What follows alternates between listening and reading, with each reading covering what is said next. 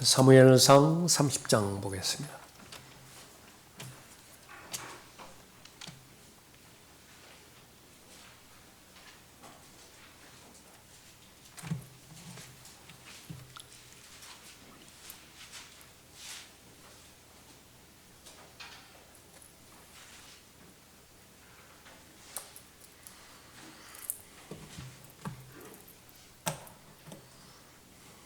일 절부터 6절까지 받들어 읽겠습니다.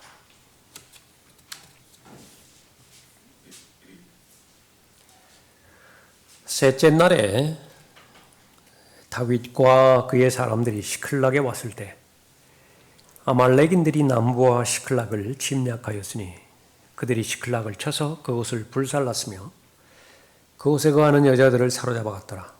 그들이 크거나 작거나 하나도 죽이지 아니하고 끌고서 자기 길을 갔더라.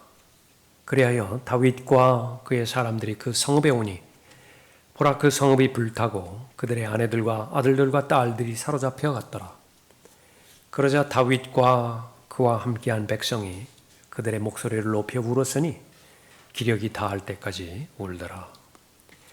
다윗의 두 아내, 즉 이스라엘 여인 아히노암과 카알멜인 나발의 아내였던 아비가일도 사로잡혀 갔더라. 다윗이 심히 불안해하였으니 이는 모든 백성이 각자 자기 아들들과 딸들로 인하여 혼이 슬퍼서 다윗을 돌로 치자고 말하였습니다. 그러나 다윗은 주 그의 하나님 안에서 스스로 용기를 얻더라.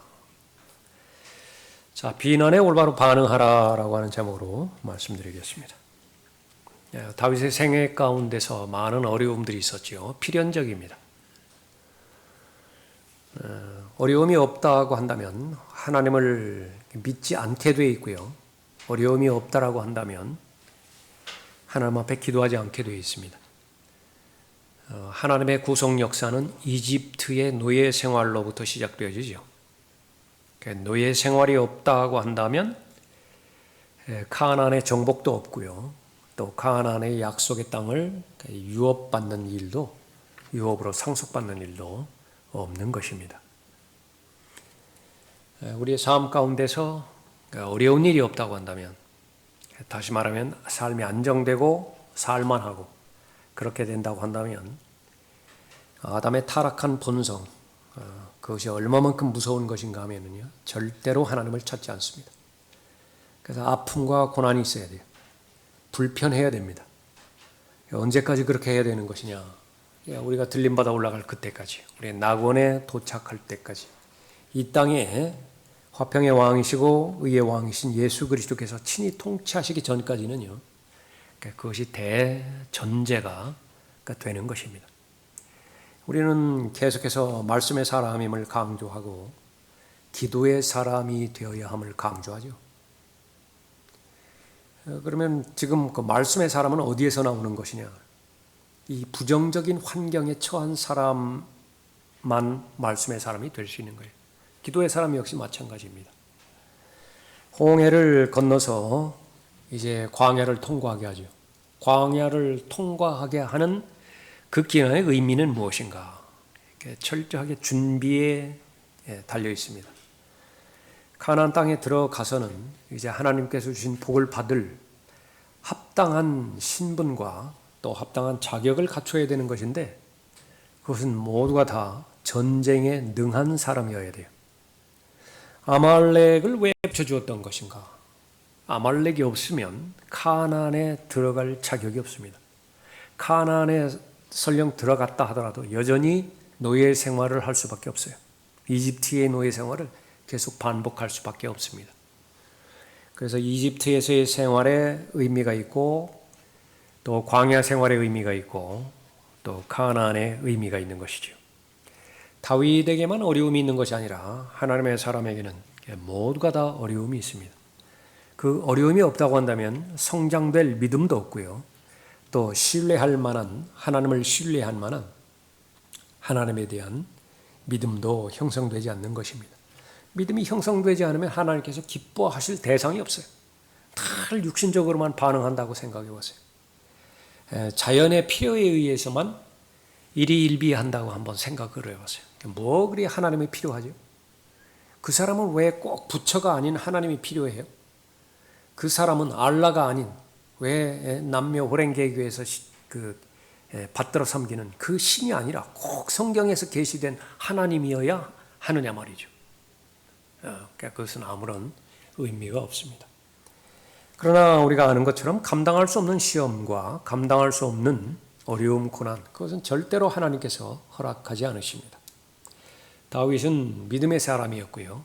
하나님의 마음에 맞는 사람이었는데 언제 어디서든지 하나님을 신뢰하고 어려울 때마다 하나님 앞에 나아가서 믿음으로 간구했던 사람이었기에 하나님께서 그런 칭찬을 하신 것이죠. 그 위기들 가운데서도 오늘 본문의 결과가 나온 그 어려움, 이것은 한두 번에 그친 어려움이 아닙니다. 우리 삶 가운데서도 그래요. 한두 번에 이따금씩 오는 어려움들, 그것은 그 즉시 해결하면 다 해결이 되어집니다. 그러나 계속 끈질기게 여러 번에 걸쳐서 반복되어지는 어려움이 있을 거예요. 고난이 있을 것입니다. 평생토록 끊지 못하는 습관도 있어요. 죽음에 들어가서야 비로소 그 악한 습관으로부터 자유로워질 수 있는 사람도 있습니다. 다윗에게는 사울의 추격이 바로 그런 부분이었어요. 한 번 죽이려고 시도하고 두 번 죽이려고 시도하고 이게 서너 번에 걸쳐서 그것이 마무리되었다라고 한다면 상관이 없는데 이게 계속되는 것입니다. 지칠 수밖에 없는 것이죠. 또 현실적인 상황에서 볼 때는 사울이 언제 죽을지도 몰라요. 자신하고 당대의 사람들이기 때문에 자신이 죽을 때 사울도 죽을 것 같습니다. 현실적으로. 왕권이라고 하는 것은 바로 하나님께서 세우셨잖아요. 어쨌든지 간에 사울을 하나님께서 세우셨잖아요. 그래서 하나님의 기름 부음 받은 자의 그 옷깃을 베는 것에조차서도 양심의 거리낌이 있었잖아요. 현실적으로 어떻게 되는 것이죠? 자신 계속 쫓길 운명입니다. 계속 목숨을 내걸어야 돼요. 그 스트레스를 한번 생각해 보십시오. 그래서 현실적으로 하나님을 믿는 사람이기는 하지만은 자신이 결정을 하나 내렸는데 이제 사울의 영향이 미치지 못하는 필리스티아의 땅으로 가서 그곳에 통치하는 왕이 아키스 왕이었죠. 거기에 가서 그 왕 아래서 복종을 해서 그 이방 땅에 거주를 해야 되겠다라고 그렇게 본 것입니다. 본문의 배경이에요. 시클락입니다. 그것이. 그런데 필리스티아인들과 이 이스라엘과 전쟁이 벌어졌죠. 지금 계속해서 시클락에 머물고 있었는데 필리스타인과 이스라엘과 전쟁이 벌어졌으니 다윗은 어느 편을 택해야 됩니까? 그래서 이 하나님의 섭리에서 벗어났을 때 하나님의 계획에서 이탈돼서 자신의 생각을 더 우선시했을 때에 놓여지는 어려움이 두 마음을 품을 수밖에 없는 것입니다. 마음이 나뉘어져 버려요. 다윗이 바로 그런 부분이었습니다. 가지 않을 수가 없지요. 어쨌든 출발을 했습니다. 전쟁에 참여하기 위해서. 그 과정 가운데서 아말렉이 이 시클락을 침략을 해서 남겨두었던 아내들과 자식들을 다 사로잡아 가버린 것이죠. 하나님의 간섭과 하나님의 개입함으로 인해서 이스라엘을 대적해서 싸우지는 않았어요. 그것이 하나님의 자비입니다. 하나님께서 아주 극적인 방법으로 인해서 다윗이 이스라엘을 대적하지 않도록 그렇게 했죠. 만약에 다윗이 이스라엘을 대적했다고 한다면 왕이 될 수 없어요. 그래서 돌아와 보니까 다 사로잡아갔죠. 3절 다시 보십시오. 그리하여 다윗과 그의 사람들이 그 성읍에 오니 보라 그 성읍이 불타고 그들의 아내들과 아들들과 딸들이 사로잡혀갔더라. 이 광경을 보고 아주 모든 사람들이 망연자실했습니다. 목소리를 높여 울었는데 힘이 없어서 울지 못할 때까지, 기력이 다할 때까지 울었어요. 무엇보다도 어려운 대상이 바로 다윗이었습니다. 다윗도 이런 어려움에 처했었는데 다른 사람들과는 달리 다윗만이 더 어려움에 처했던 것은 바로 이 6절에 기록된 것처럼 자신의 사람들이 자신을 죽이려고 했던 것입니다. 6절 보십시오. 다윗이 심히 불안해하였으니 이는 모든 백성이 각자 자기 아들들과 딸들로 인하여 혼이 슬퍼서 다윗을 돌로 치자고 말하였습니다. 가만히 생각해 보니까 이 필리스테아로 온 것부터 시작해서 아키스 왕에게 굴종하는 것으로부터 시작해서 전쟁이 났다고 해서 또 될 수 있으면 가지 말아야 되는데 또 그 참여한 거 모든 것 보니까 다윗 때문에 그래요. 이 모든 원인은 다윗으로 인한 것이다. 그렇게 결정을 내리고 비난의 대상을 다윗으로 결정한 것입니다. 그래서 돌로 쳐 죽이려고 그렇게 결정을 한 것이죠. 무서운 것입니다. 처음에는 얼마만큼 충성된 사람들이었습니까? 다윗의 사람들이. 그러나 하나씩 틈이 생기기 시작했을 때에 원수도 이런 원수가 없죠. 원수로 갑자기 돌변하는 것입니다. 비난의 능력입니다. 비난의 파괴력이 마귀가 가장 잘 쓰는 도구이기도 합니다. 다윗만의 일이겠습니까? 여러분 가운데 난 비난받아본 적이 없다. 그런 사람이 누가 있겠어요? 지금도 비난받는 그런 과정 가운데 있는 사람도 있을 것입니다. 근데 여기서 끝나지 않아요. 앞으로도 계속될 것입니다. 비난에서 자유로워질 사람은 아무도 없는 것입니다. 자, 이런 부분이 성경에 기록된 목적, 바로 다윗을 통해서 어떻게 다윗이 반응을 했고 그 반응을 하나님께서 어떻게 받아들이셔서 복을 주셨는가, 그것이 어떻게 풍요로운 삶을 살 수 있도록 보장해 주셨는가 배우게 하기 위함이죠. 반드시 배워야 됩니다. 성경 공부의 목적, 나는 온전한 사람이 되어야 되겠다. 성경 공부의 목적, 그리스도의 충만하심에 장성한 분량에 이르러야 되겠다. 그것이 하나님의 구원해 주신 부분이니까 그렇죠. 그리스도인의 정상적인 삶, 그것은 승리의 삶입니다. 죄로부터 싸워서 승리해야 되고요. 육신과의 싸움에서 승리해야 되고 세상의 풍조로부터 싸워서 승리해야 됩니다. 그리스도인으로서의 정상적인 삶, 그것은 내 안에 거주하신 성령 하나님의 역사하심으로 인해서 성령께서 일하신다라고 하는 증거를 내야 돼요. 그것이 열매 맺는 삶입니다. 풍성한 삶이죠. 그것이 정상적인 삶이에요. 또 하나 있습니다. 그리스도인으로서의 정상적인 삶은 무엇이냐? 하나님께서 이 기간 동안에 구원해 주시고 들어 올리실 그 기간 동안에만 우리에게 의미를 주신 일이 있습니다. 그것은 무엇이냐? 종의 신분이고요. 청지기의 직분입니다. 무엇인가를 많이 맡겨주셨어요. 그것을 알든 알지 못하든지 간에 많이 맡겨주셨어요. 모르는 사람도 많아요. 무엇을 맡겨주셨는가? 내가 가진 것 가운데서 하나님으로부터 받지 않은 것은 아무것도 없어요. 모르는 사람 없죠. 그 말을 뒤집어서 말하면 뭐예요? 그 모든 받은 것들, 내가 소유한 것들, 1차적으로는 내가 주인이 아니라고 하는 청지기 인생관을 정립을 해야 되고요. 청지기는 반드시 하나님과의 결산을 앞두고 있다라고 말하는데 결산의 목적은 무엇입니까? 그것은 복을 주시기 위함이에요. 칭찬하기 위함인 것입니다. 그러기 위해서는 하나 하면 되죠. 올바로 반응하기만 하면 되어지는 것입니다.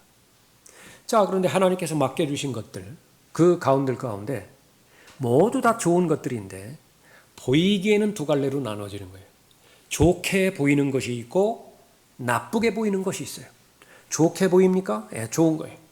나쁘게 보입니까? 아니에요. 좋은 거예요. 좋은 거라고요. 나쁘게 보일 뿐이에요. 그것이 바로 훈련과 연단과 또 경험을 필요로 하는 그런 고난들입니다. 이것이 없으면 어떻게 되는 것이냐? 그리스도인의 정상적인 삶을 살지를 못해요. 죄로부터 승리하지도 못하고요.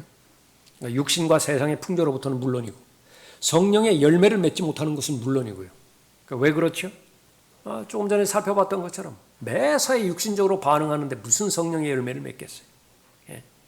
그 다음에 하나님께서 맡겨주신 것들에 대한 인식이 없으니 시간도 자기 거고 몸도 자기 거고, 그러니까 자기가 자기 인생을 계획해서 자기 인생을 자기 스스로 주체가 돼서 살아버리는 거예요. 하나님이 간섭할 틈이 없어요. 하나님이 개입할 여지가 없다고요. 그런데 그 모든 부분들을 하나님의 말씀을 정직하게, 그러나 단순하게 어린 아이와 같은 마음으로 하나님의 말씀을 읽고 묵상하고 공부하고 듣고 암송하고, 그래서 나의 진리로 삼았을 때 이보다 더 쉬운 삶이 없는 거예요. 이보다 더 가치 있는 삶이 없는 것이죠. 예수님의 말씀이 오라요. 수고하고 무거운 짐진 자들아 다 내게로 오라. 목적은 무엇이죠? 쉬게 하려고. 예수님 없는 삶보다 더 버거운 삶이 없어요. 하나님을 배제시킨 삶보다 더 무거운 삶이 없다고요. 진리를 배우고 또 진리와 동행하고 진리를 실행하는 삶, 그것은 정말로 쉬운 삶인데, 그러나 그 반대의 경우는요, 너무 버거운 삶이에요. 그런데 이것을 결정하기가 결코 쉽지가 않은 것입니다. 왜 그렇습니까? 우리는 태어날 때부터 육신의 본성, 타락한 본성으로부터 시작하는 불우한 인생이라고요. 출발점 자체가 지금 잘못됐어요. 그런데 그 기간이요, 아주 길들여지는 기간이 아주 기가 막히다고요. 어린 나무가 묘목으로 있을 때에 길게 뻗어갈 제목으로 될 것이냐, 아니면 땔감으로 전락할 것이냐가 결정이 되어지는 것인데, 묘목의 그 시기에 구부러졌다고 한번 생각해 보세요. 그 편차가 조금 별로 신경 쓸 것 같지 않아요? 그러나 이것이 시간이 지나면은 감당할 수 없는 편차로 기울어져 버리는 것이죠. 그때 바로 잡아줘야 되는 거예요. 그때. 그런데 그때에 모두가 거의 대부분의 사람들이 방치돼 버렸죠. 그러니까 길들여진 거예요. 육신에 길들여지고 세상의 풍조에 길들여지고 세상 맛을 경험할 수 있는 모든 대로 다 맛봐 버렸거든요. 그런데 이것을 부인하라고 하니 죽을 맛이죠. 그러니까 이것을 거부하라고 하니 매일매일마다 삶이 투쟁 아니겠어요? 그러면 결론을 하나 얻어야 되는 것입니다. 나는 할 수 없어요. 나는 불가능해요. 그래서 계속 위를 바라보는 연습을 해야 됩니다. 하나님이면 가능해요. 그 가운데서 우리에게 주신 것은, 하나님께서 주신 것은 비난받을 수 있는 환경입니다. 다른 사람들로부터 공격당할 수 있는 환경. 이 부분을 통해서 배우기를 원하는 것입니다. 자, 비난에 올바로 반응하고 비난을 잘 극복해야 하나님의 사람으로 끝까지 쓰임받을 수 있죠. 첫 번째는 비난받을 때 자신을 살피는 계기로 삼아야 됩니다. 그러니까 여러 번에 걸쳐서 반복되어지는 표현이지만 하나님의 강조점은 여기에 있어요. 그래서 우선 본인을 알아야 됩니다. 성경을 읽는 목적도 마찬가지죠. 성경을 읽어서 성경의 조명을 받아서 내 마음의 가장 깊은 곳을 서치라이트, 샅샅이 살펴야 돼요. 샅샅이 살펴야 된다고.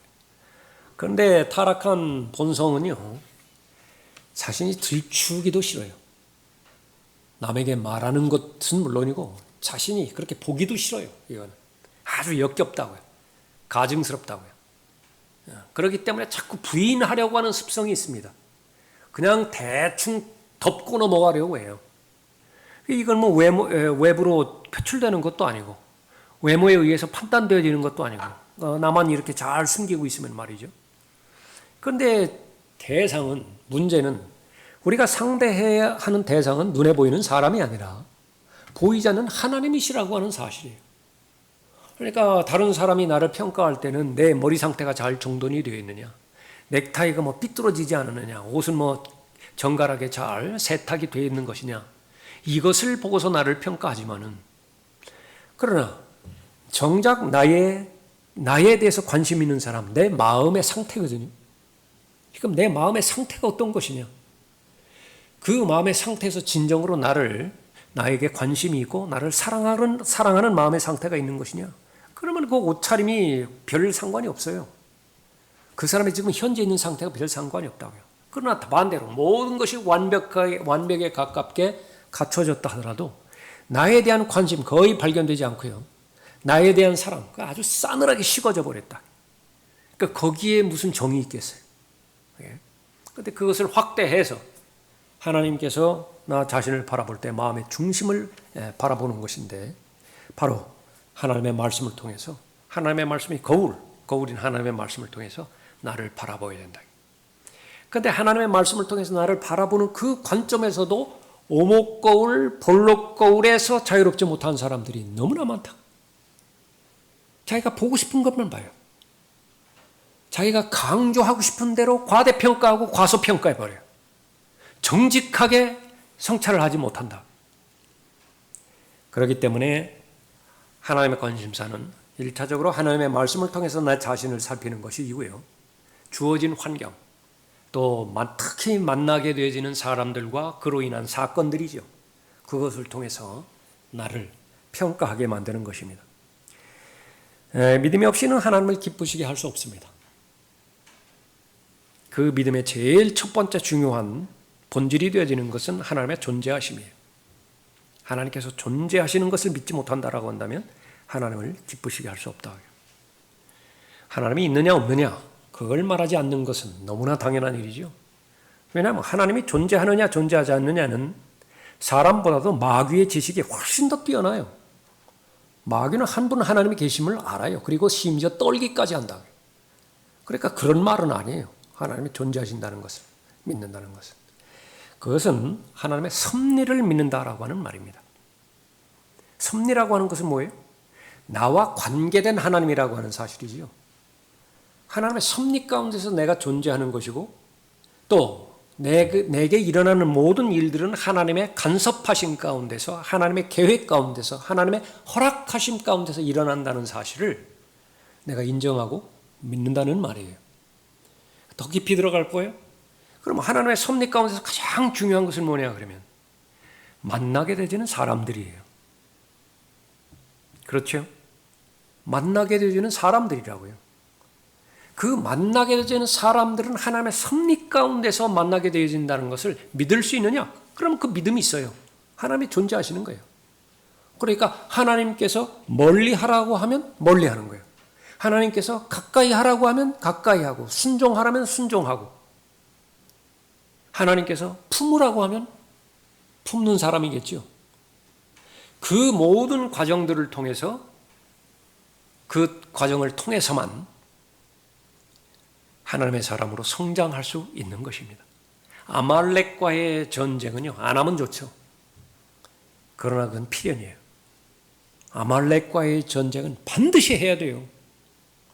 그래서 거기에서 그 전쟁의 본질을 깨달아 알아야 되고 전쟁에서 승리하는 방법을 알아야 되고 이제 그러한 전쟁들이 수없이 반복될 것인데 광야를 통과하는 중에서도 그렇고 가나안 땅에 들어가서도 그렇고 계속 되어지죠. 그때마다 원리 원칙을 내가 기억해내야 돼요. 아, 어떻게 싸워서 승리했구나. 어떻게 대처했을 때 그거는 완전히 패배했구나. 여리코성의 전투와 아이성의 전투 이것을 기억해내야 된다.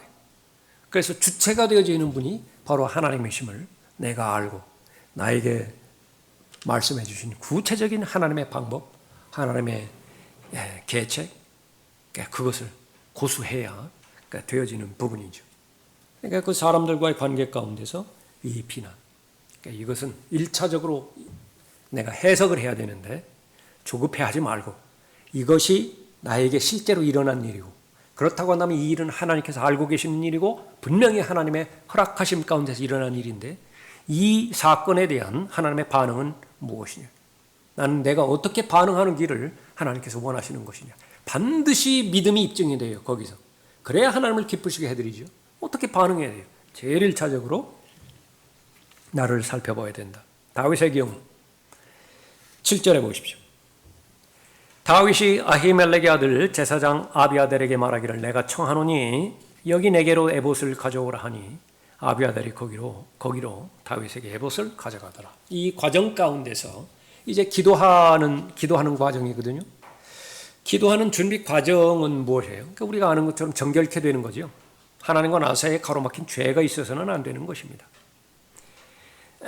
다윗이 지금까지 하나님의 뜻에 따라서 살아왔지만은 이 기간 동안에 꽤 오래된 기간입니다. 이 시클락에 머무는 기간 동안에 자신의 잘못된 결정을 되돌아볼 수 있는 계기가 된 것입니다.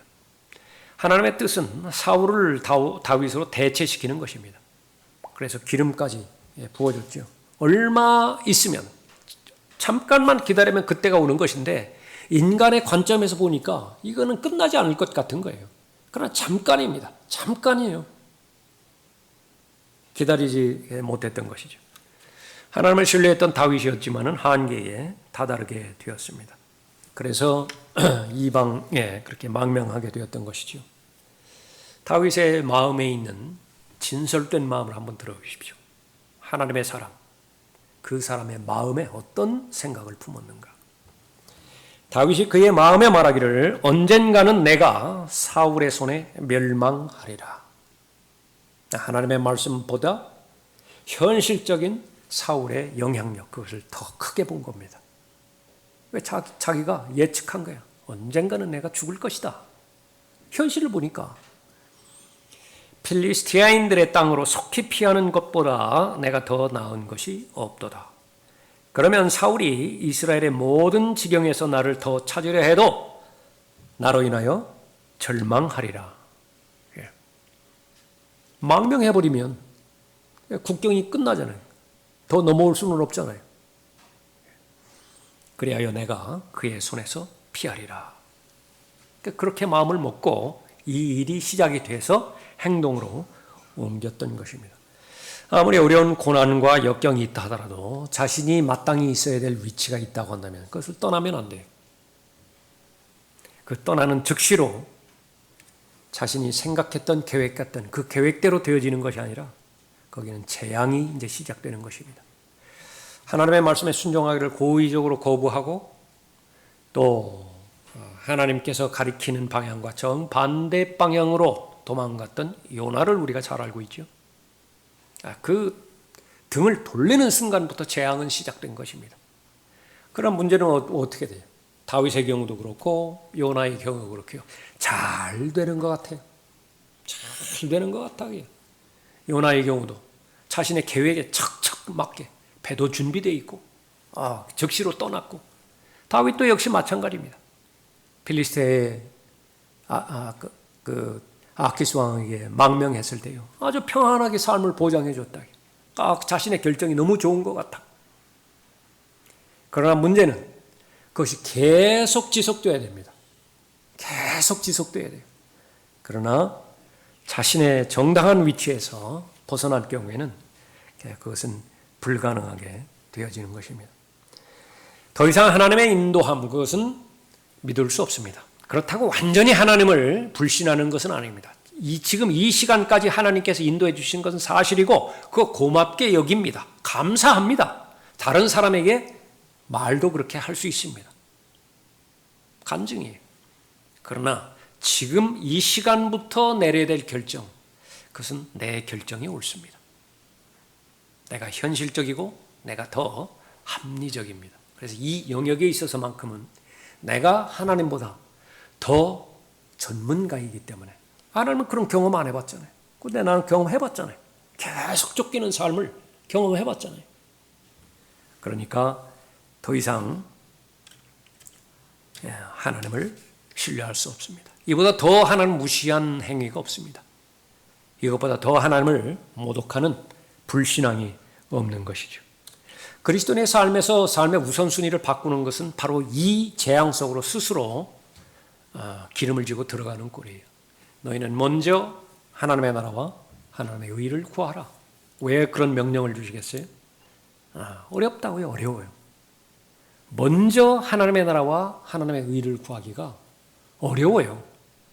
그냥 하나님께서 모든 것을 배제시켜버리면요, 우리의 경향이라고 하는 것은 먹을 것과 입을 것, 의식주가 목적이 되는 방향으로 기울어질 수밖에 없다고요. 그것마저도 쉽지 않죠. 먹을 것, 입을 것 보장하기 위해서 얼마나 땀을 흘려야 됩니까? 얼마나 공을 들여야 돼요. 그것마저도 힘드니까 이교도들도요, 자신들이 노력은 노력대로 하지만 빌어요. 자신들의 신에게 빈다고요.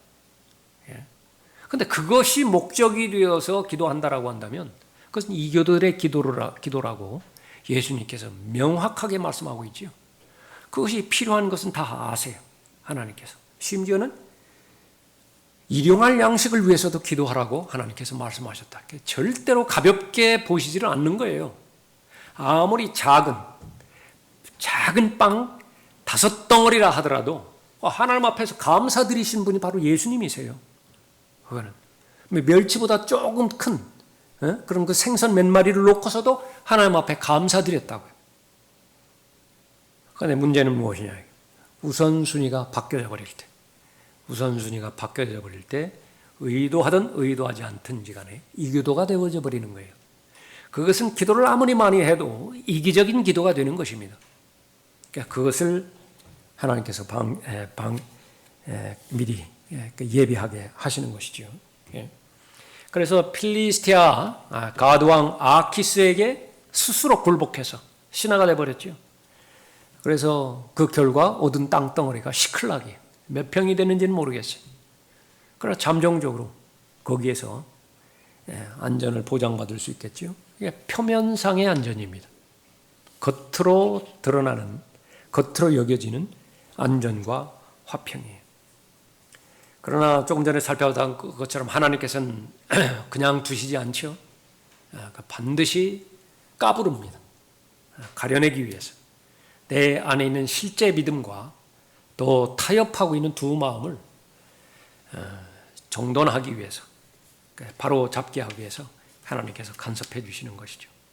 그 가운데서 사람들이 비난을 했는데 이 비난을 제일 먼저 나의 불신앙, 하나님에 대한 의심, 마땅히 있어야 되는 자신의 위치에서 스스로 이탈했던 모든 부분들, 자신을 돌아볼 수 있는 계기가 되는 것입니다. 이렇게 되니까 그 사람들이 다 이해가 돼요.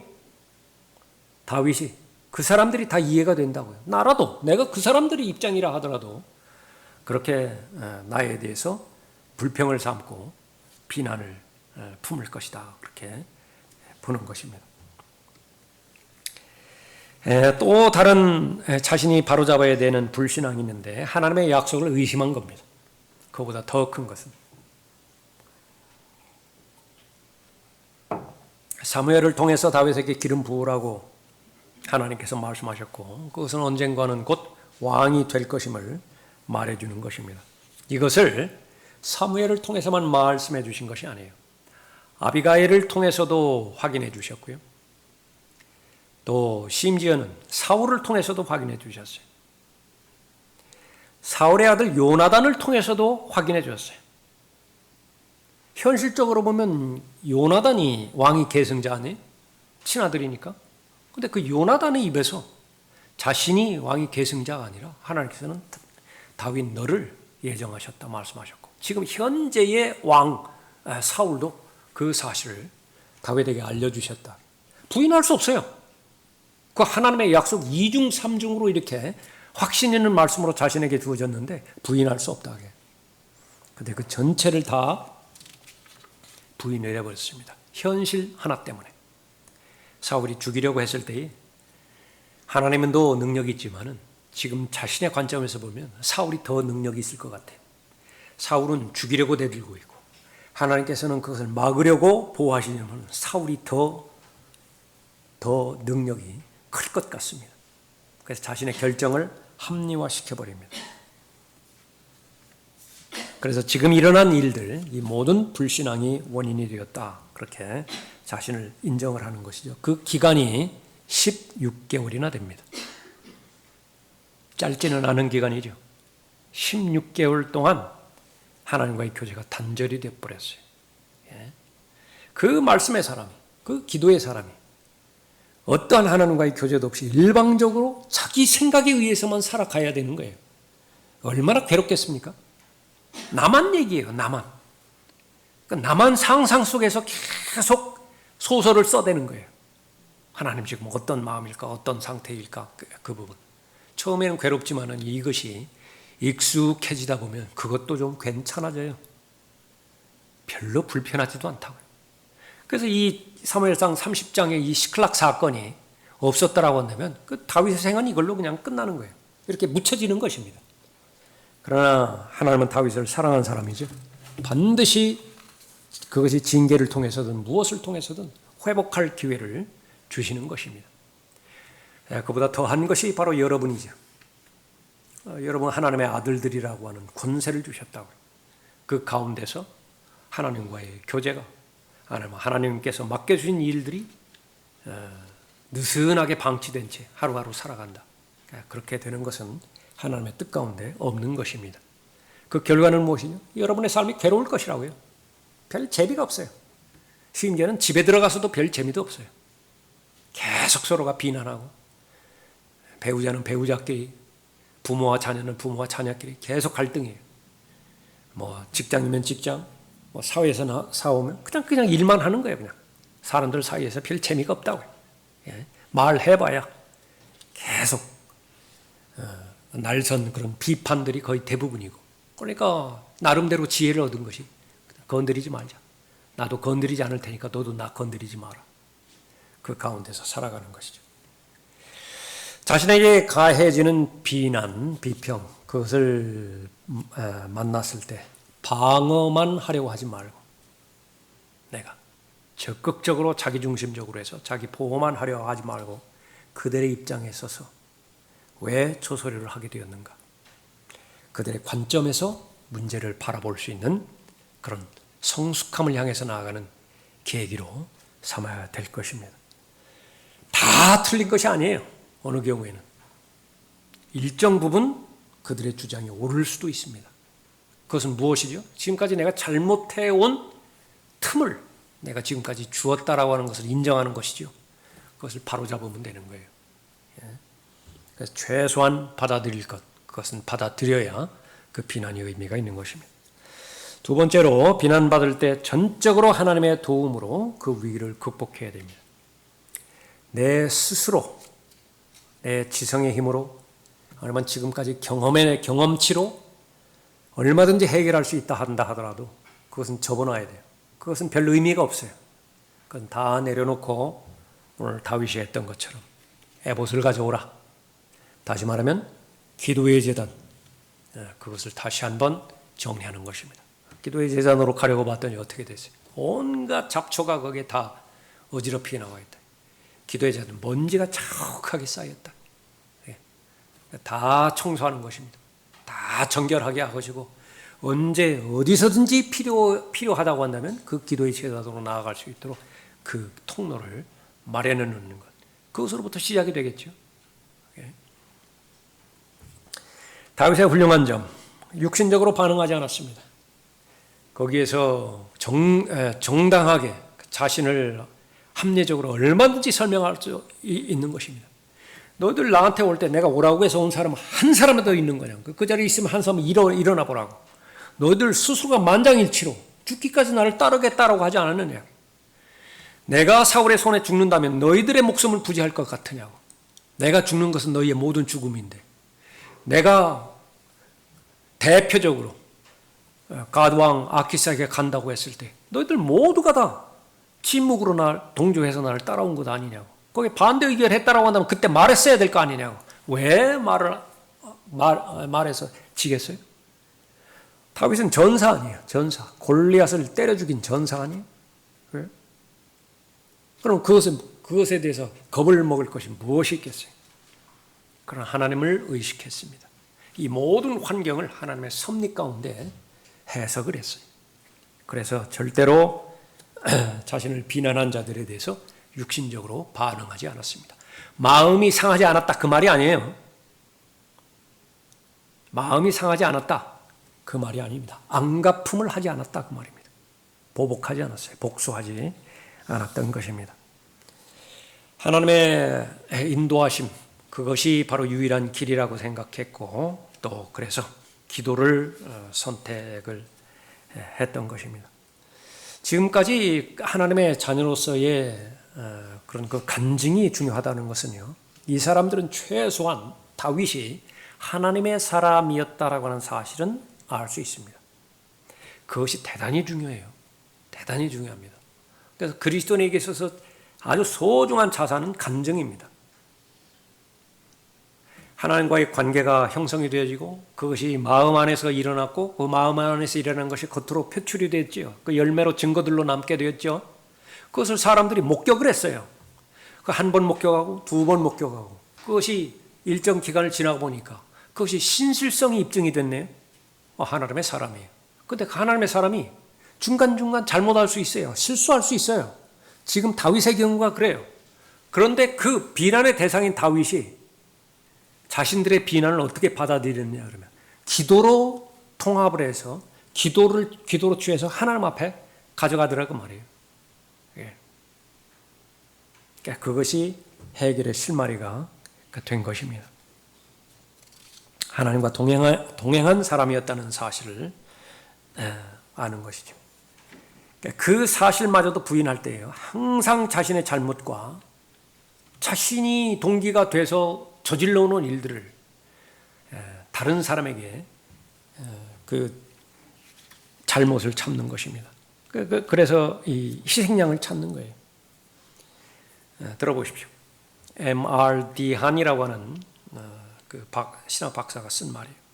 항상 비평하고 다른 형제의 결점을 찾아내고자 하는 자는 100번 중 99번은 자신의 죄를 다른 데로 돌리느라 애쓴 것이다. 다른 누군가를 비난함으로 자신의 죄를 다른 데로 돌리는 것이라. 어떤 사람이 가르치는 위치에 있고 또 영향력 있는 위치에 있는데 다른 사람들에 대해서 아주 막 틈을 주지 않고 부담이 되어지는 그런 압박에 가까운 것들만 계속 지속적으로 요구한다. 왜? 자신에게 그 잣대를 적용시키는 것이냐? 이거 정치판에서도 그 부분들이 자신이 한 말이 자신에게로 다시 되돌아왔고 어려움 당하는 사람들 많죠. 거의 대부분이죠. 자신에게는 적용하지 않는다. 그것은 무엇이냐 그러면 겁쟁이의 다른 표현이에요. 자신이 말씀대로 살지를 못하는 거예요. 자신이 표준과 기준대로 살지를 못해요. 그러니까 계속 그렇게 하라고 강요하는 것입니다. 성경에 나오죠.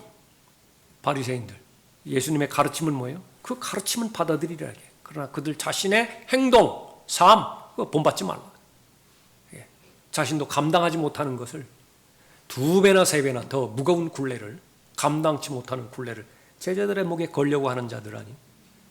비난한 자들과 비평하는 자들, 그걸 아주 습관적으로 일삼는 사람들. 제일 첫 번째로 해석하라. 저 사람은 지금 스스로 겁을 집어먹고 있구나. 스스로 자기가 무엇을 잘못하고 있는데 그것을 모면하기 위해서 다른 사람에게 끊임없이 계속해서 불화살을 쏘아대고 있는 것이구나. 그런 사람이 되어서는 안 되는 것입니다. 어쨌든지 간에 위를 쳐다봐요. 우리는 기도의 사람이기 때문에 기도로 해결해야만 되어지는 것입니다. 사람들이 비난할 때, 공격할 때 해야 될 일은 무엇이냐? 평상시 하던 일을 계속하는 거예요. 하나님의 자녀로서 하던 일은 무엇입니까? 말씀과 기도의 생활이죠. 지금까지 하던 일을 계속하는 것입니다. 무엇을 하는 거예요? 하나님께서 맡겨주신 일이 있을 거 아니에요. 그것을 계속하는 것입니다. 하나님께서는 그 자세와 그 태도를 복주시는 것입니다. 그러나 결코 쉽지 않아요. 내 이론은 거기에 따르지만은 실제 나에게 그 삶이 되었을 때는 거의 대부분의 경우는 여기에 있는 대로 100이면 99번의 경우는 그냥 육신적으로 반응해버린다고요. 왜 그렇죠? 기도하지 않기 때문에.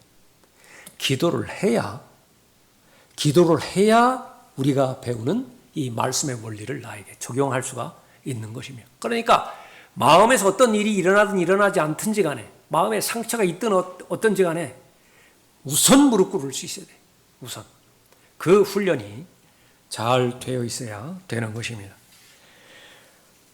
그 사실은 하나님의 섭리를 인정한다는 것이고요. 하나님이 존재하신다라고 하는 것을 믿는 것입니다. 하나님께서 기뻐하세요. 그 믿음이 발견되니까 하나님의 섭리대로 행하기로 하는 것입니다. 18절 보십시오. 30장 18절. 다윗은 아말렉인들이 끌고 갔던 모든 것을 다시 찾고 그의 두 아내도 구하니라. 그들이 빼앗아 갔던 것은 작은 것이나 큰 것이나 아들들이나 딸들이나 탈취물이나 아무것도 그들에게 부족한 것이 없었으니 다윗이 모든 것을 도로 찾으니라.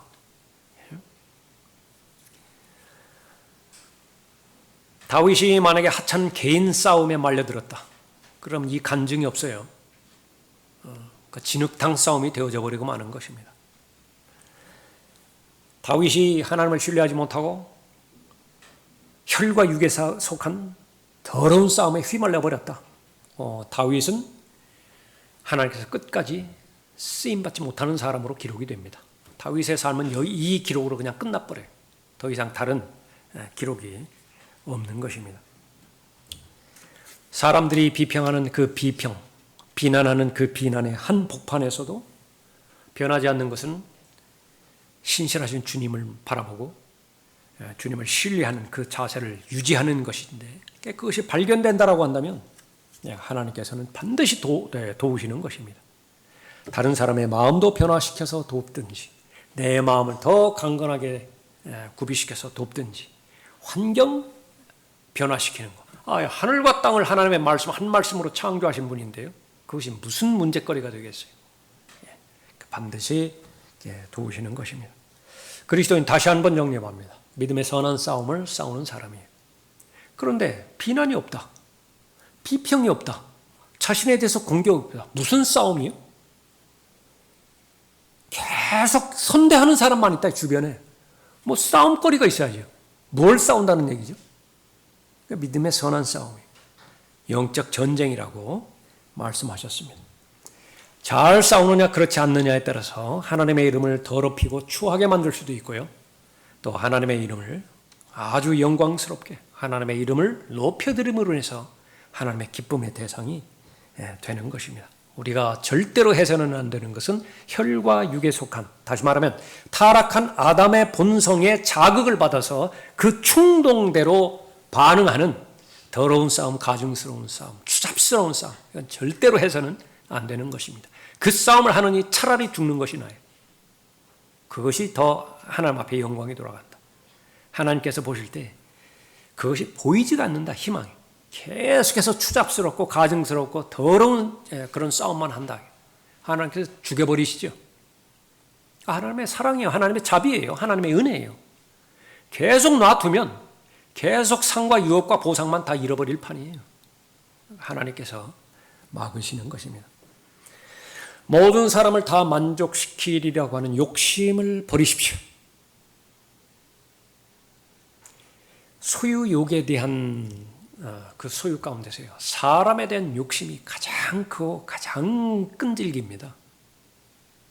예를 들면 남편에 대한 소유욕, 예를 들면 자식에 대한 소유욕, 예를 들면 목사가 성도, 자기 사람에 대한 소유욕. 그것을 만족시키기 위해서 무엇이든지 다 할 수 있어요. 아주 강하고 질긴 것입니다. 그것으로부터 자유로워져야 돼요. 그것으로부터 자유로워져야 된다. 또 하나, 그 다음부터 확장되어야 되는 것은, 사람은요, 타락한 사람은 자신의 마음 가운데 신의 속성이 있죠. 아담이 그랬잖아요. 이브가 그랬잖아요. 그거 먹는 날에는 너희들이 눈 열려서 뭐처럼 된다고요? 신처럼 된다. 신은 경배의 대상이에요. 다 자신에게 절하고 경배하는데 한 사람만 빳빳하게 일어나서 자신에게 두 눈 부릅뜨고 쳐다본다. 그거 감당하겠어요? 그건 절대로 용납이 안 돼요. 그런데 그 본성이 모든 사람에게 속성으로 속해 있는 거예요. 모든 사람들로부터 인정받아야 돼요. 어느 한 사람이 나에 대해서 부정적인 말을 하거나, 어느 한 사람이 나에 대해서 비난하거나, 그러면 모든 것을 다 잃어버려요. 모든 감사가 다 무너져 버리는 거예요. 모든 균형이 다 깨져버리는 것입니다. 거기에만 몰두해요. 지금까지 그렇게 말씀에 대해서 묵상 잘하고, 묵상하는 하나님의 말씀을 근거로 해서 기도의 재단에서 그렇게 마음의 화평과 기쁨을 찾았던 사람이, 이제는 그 사람만 묵상해요. 그 사람이 한 말, 그 사람이 나를 쳐다보는 눈초리, 거기에만 집착한다고 말해요. 다 잃어버려요. 다 잃어버린다. 애시당초 불가능한 일입니다. 모든 사람들로부터 인정을 받고, 모든 사람들로부터, 모든 사람들이 다 만족한다. 그건 가정에서도 없고요, 교회에서도 존재하지 않아요. 그건 아예 당체 없다. 그러지 말고 오히려 차원을 바꿔서 하나님 한 분만을 바라보는 것으로부터 시작되는 거예요. 하나님께서는 나에 대해서 만족스러워 하시는가? 나는 하나님 한 분만으로 인해서 만족할 수 있는 것인가? 그것이 이루어졌다라고 한다면 다 됐어요. 다 다 됐습니다. 내가 올바른 위치에 있고 올바른 길을 걸어가고 있고 그 목표가 올바른 목표라고 한다면 그것만 하세요. 그것만 계속하세요. 그리고 다른 사람들로부터의 이견, 그것으로부터 자유로워지십시오. 그러나 문제가 될 때는 언제라고요? 올바른 위치에 있는데 올바른 위치에서 떠날 때에 문제가 생기는 것이라. 올바른 방향으로 걸어가야 되는데 지금 오른편이든지 왼편으로 치우쳐서 걸어가고 있어요. 근데 나는 잘 몰라요. 그때의 시클락의 사건을 기억하십시오.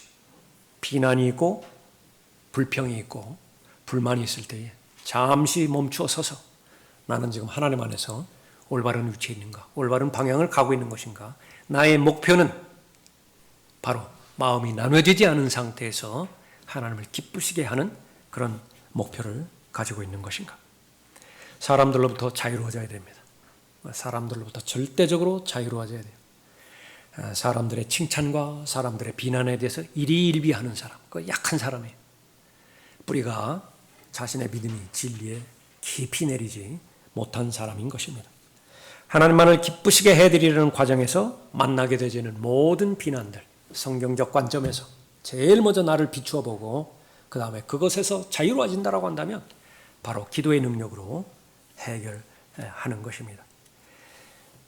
비판을 또 이 비난을 올바로 대응하는 데 실패한다라고 한다면 비판하는 사람처럼 되는 것이에요. 나도 그 사람들처럼 되는 것입니다. 마귀의 연료가 있습니다. 마귀가 쓰는 연료가. 그것은 바로 비난입니다. 사람의 마음이 바로잡혀지지 않았을 때 거기에 그 비난의 연료를, 그의 석유를 부어버리는 것입니다. 활활 타죠. 이릉이릉 타죠. 평생 탑니다. 평생. 자신의 감옥에 갇혀서 스스로 하나님께서는 분명하게 진리를 통해서 자유로운 사람으로 해주셨음에도 불구하고 스스로 갇히고 마는 것입니다. 절대로 그렇게 돼서는 안 되는 것입니다. 하나님의 영역이 있어요. 그 하나님의 영역은 반드시 하나님께 맡겨드리고 또 자신이 해야 할 일들을 잘 감당해야 될 것입니다. 비난에 대해서 우리가 살펴봤었죠. 비난은 끝이 없습니다. 앞으로 계속 찾아올 거예요. 직간접적으로 크고 작건 간에 비난의 문제 현재 봉착해 있습니까? 우리가 아는 대로 기도의 능력으로 해결하십시오. 앞으로 오게 될 그런 비난 결심하십시오. 그 근원을 나는 제일 먼저 생각하겠다. 무엇 때문에 이 비난이 온 것인가? 두 번째로는 그 비난, 내 힘으로, 내 경험으로, 내 능력으로 해결하는 것, 그걸 접어두고 하나님의 방편을 삼겠다. 또 다윗의 경우처럼 제일 먼저 에봇을 가져오라. 하나님 앞에 간구드리고 전적으로 하나님 앞에 맡기고 하나님의 도움의 능력으로 이 비난의 어려움을 해결하겠다. 그 결과, 그것은 다윗의 경우를 통해서도 보여주셨죠. 그건 복입니다. 하나님께서 주신 복으로 여러분의 삶을 풍요롭게 인도하실 것입니다. 기도하겠습니다. 은혜로우시고 자비로우신 아버지 하나님, 예수 그리스도의 구원을 완성하기 위해서 얼마나 많은 비난의 대상이 되어야 되고 또 까닭 없이 많은 사람들이 예수 그리스도를 미워했습니까? 그럼에도 불구하고 예수 그리스도는 멀리 바라보셨고 위를 바라보셨으며 또 자신의 십자가를 통하여 새롭게 출생할 새로운 세대들을 즐거움 가운데서 바라보셨고 십자가의 고난을 견디셨고 또 인내하셨다고 하나님께서는 저희들에게 가르쳐 주십니다. 저희들은 바로 그 예수님을 따라가는 예수님의 제자들입니다. 그리스도인들입니다. 남겨진 발자취를 바로 잘 따라가기 위해서 필연적으로 극복하고 해결해야 될 것이 도처에서 만나게 되는 사람들의 의견과 비난과 비평입니다. 올바로 반응할 수 있는 분별력을 허락해 주시고 또 여유를 허락해 주시며 또 모든 사람들로부터 자유로워질 수 있는 참된 믿음을 허락해 주셔서 또 하나님 한 분만으로 해서 만족하고 그 결과 모든 사람들을 포용의 대상과 용납과 관용의 대상으로 품을 수 있는 큰 사람이 될 수 있도록 인도해 주시기를 간구를 드립니다. 죄로부터 승리하는 승리의 삶을 살게 해주시고 성령으로 말미암는 열매를 맺는 열매 맺는 삶을 살 수 있도록 해주시며 또 맡겨주신 하나님의 은혜와 또 하나님의 모든 것들을 통하여 청지기로서의 직분을 잘 살아갈 수 있도록 복된 생애로 하나님의 자녀들의 삶을 보호해 주시고 친히 인도해 주십시오. 주 예수 그리스도 이름으로 기도드렸습니다. 아멘.